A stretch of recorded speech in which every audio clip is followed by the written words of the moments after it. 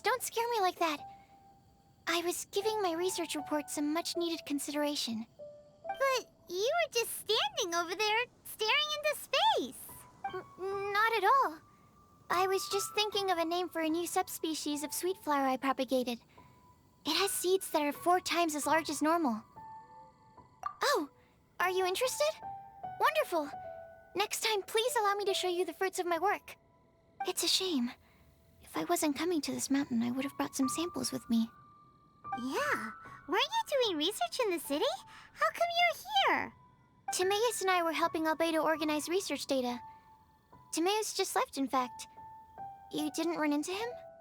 Sure didn't. He said that he wasn't as sharp as Albedo when it came to data. By quite a long shot, in fact. The significance of some things Albedo is able to grasp almost immediately, but we, on the other hand, take considerable time. I fear that this must be the difference in our knowledge and experience showing. Timaeus seemed rather depressed about the matter. He said he was going to take a walk, so I'm currently settling the leftover affairs myself. I was originally going to take a look around myself after finishing up here, but unexpectedly, I gleaned some interesting data from these reports. But, well... guess my search for secrets will have to wait. Secrets? Ooh, what secrets? Actually, do you two have time right now? Don't have anything on us but that. Then, could I ask you for a favor? In truth, I feel like Albedo is concealing something from myself and Timaeus. But isn't he your teacher? What would a teacher have to hide from his students? That's true, but I feel like he's always hiding something. It is my personal guess that it is some great secret of alchemy. Wait, how are you so sure? Timaeus and I are both passionate researchers of alchemy. If it was anything else, Albedo wouldn't have any reason to hide it from us. You do have a point. Could you help me investigate what it is that Albedo's hiding? Please. I'm just too curious. What do you think? Yes! Thank you, thank you. All right. Let's take a little trip, shall we?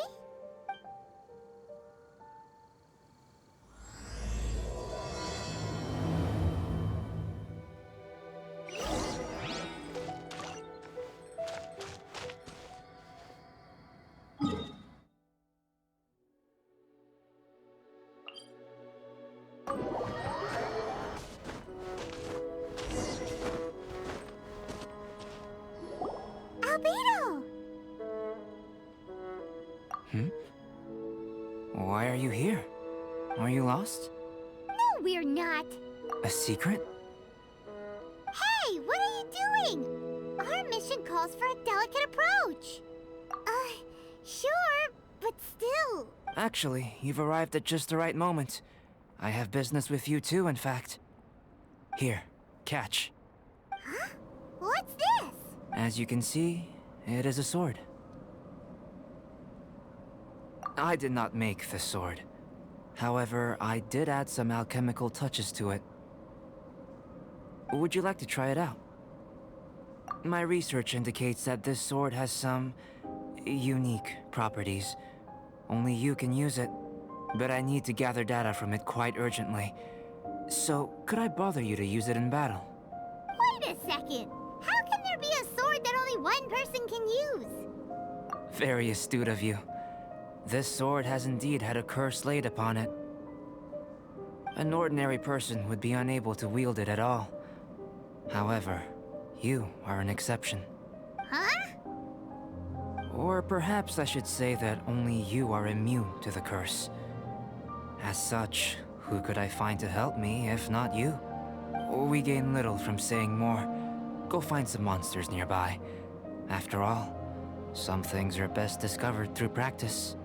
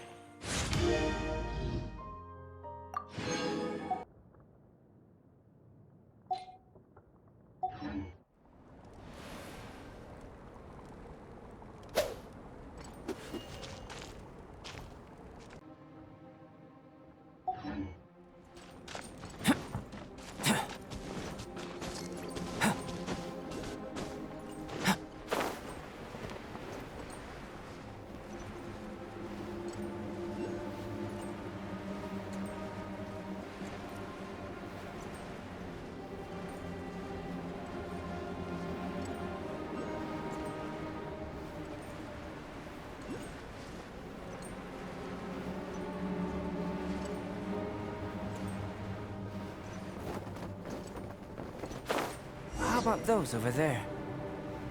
Paimon still has a bad feeling about this.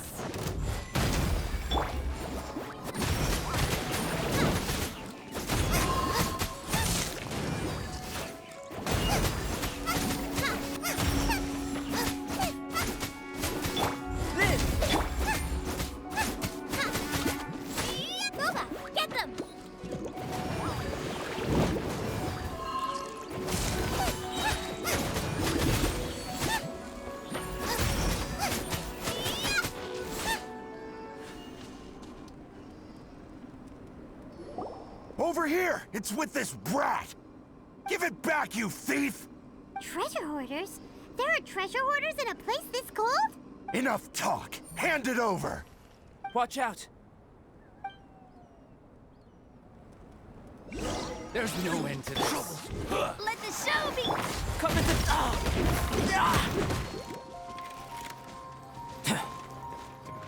Feel this ancient power. Nice! You're toast!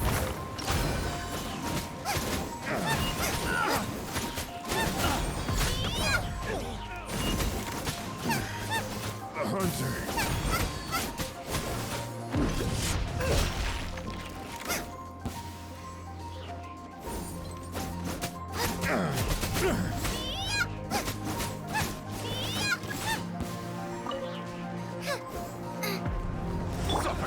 Suffocate! Come into being. Erase you! Picked. Now that's rich! Treasure hoarders calling us thieves? They certainly arrived quickly. Goodness, no. They seem to have been talking about this sword. What's going on? Why are you looking at me like that? Of course I didn't steal the sword. Not long ago, the Knights caught a band of treasure hoarders outside the city. The goods they were smuggling were also impounded. This sword was one of those items. We believed it to be stolen plunder, but no one came to claim it. Nor could we find out where it came from, so it languished in our stores. I noticed it quite by chance while in our storehouse. To tell you the truth, such an old sword would see little use outside of alchemy. You claimed it for yourself? Just like that? So, then what happened? You just took it with you? Indeed. And I initially intended to perform some experiments on it, but I unexpectedly discovered its true origins in the process. This ancient-looking weapon once passed through the hands of a now-deceased blacksmith. It is a legendary, magical sword. A magical sword? It is said that the smith vanished not long after creating the weapon, with the weapon subsequently becoming lost to time. Working backwards from its eventual fate as plunder, one can guess that it was then stolen by the treasure hoarders, where it remained in obscurity till recently. The blacksmith who made this weapon disappeared? That's kinda spooky. No wonder it's cursed. Exactly. Do you know the story of Durin and this mountain? Durin was the black dragon who menaced Mondstadt, before finally being defeated by the combined efforts of the Valen and the Animo Archon Barbados. After a fierce battle, the vanquished Durin crashed to ruin here, falling into the thick snow. Snow gathers atop this mountain and never melts, which is a most curious phenomenon.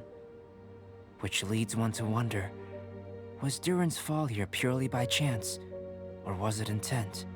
Could it really have been intent?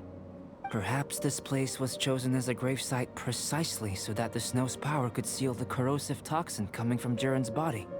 It seems plausible that Barbados would think of such a method. Huh. Was Barbados such a capable god? Well, these are just my postulations. I don't have any evidence. But what's for certain is that this mountain and Durin are deeply intertwined. In fact, I believe that the very sword in your hand has Durin's remains in it. A dragon's remains? Indeed. The dragon's eyes, claws, and scales ground into dust before being used to coat the blade. In this way, Durin's corruption and venom entered into the sword and became the source of its power. This is very advanced craftsmanship. I presume that having successfully forged the weapon, the smith must have tried it out themselves in their joy. But using the sword in battle would have allowed the corruption to seep through the blade's handle and into their bodies. Ordinary mortals cannot withstand such power. The blacksmith must then have fled, driven mad by the curse, before meeting their end in some unknown place. You've purified the volunteers before, which is a very rare ability indeed. This ability has protected you from being corrupted or poisoned, and you can completely eliminate their effects, which is why you and only you can properly wield this sword. Still, this sword really is huge. Yikes! It's glowing! As far as I'm concerned, this is where the real experiment begins. This sword is still very weak at present. However, it is able to absorb energy, and through that, it is able to constantly become stronger. In some sense, you could even say that it is a living thing. Well then, traveler, adventure with it to your heart's content. I need you to help it grow. I believe that we will soon have all the proof that we need.